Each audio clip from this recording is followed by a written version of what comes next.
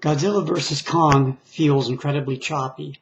Like the maker said, we're only going to make enough CGI to make a fantastic trailer, and the rest of the film will pad with reaction shots and generic storytelling. So many moments seem missing and make the film feel like somebody is jump cutting ahead through the non-fighting scenes. There's a moment where the leads talk about having this master plan, and suddenly Kong is somehow on a ship in giant chains. There's a scene when a guy in an electrified ship defibrillates Kong by sitting on his chest. Then he walks out of the ship and is then suddenly walking through a city with Kong recovering in the background.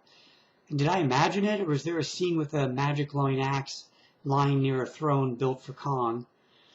What was that even about? Does anyone in the film even know?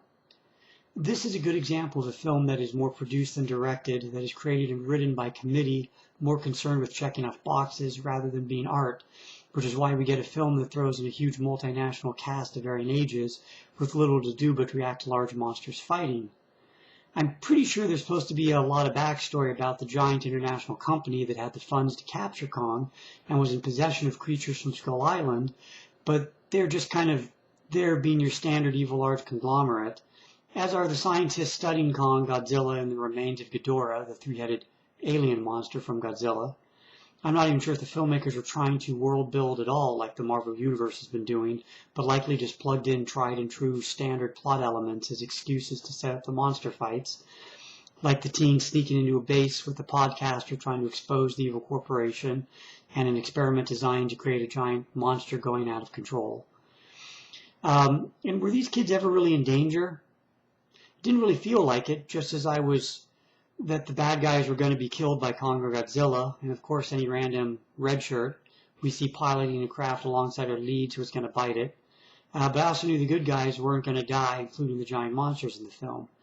There also weren't a lot of stakes involved with the monsters. I noticed that Kong gets hurt, and we see scars on his body from all the new encounters.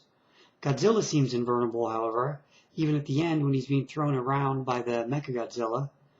I had to look up if some of the characters were even in the previous films, and most weren't.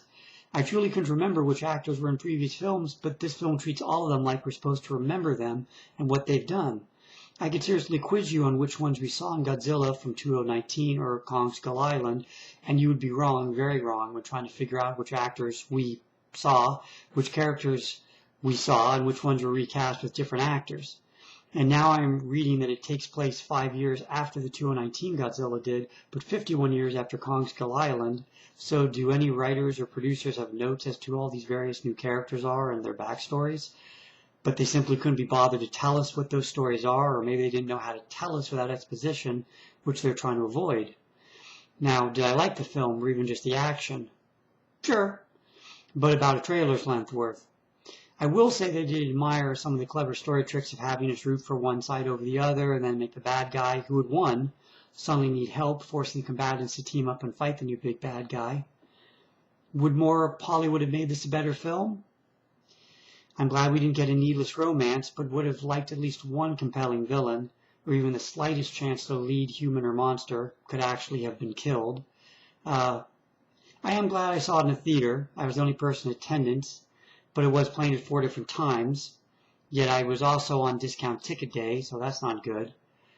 I'm giving this 3 out of 5 stars, but really almost 2.5.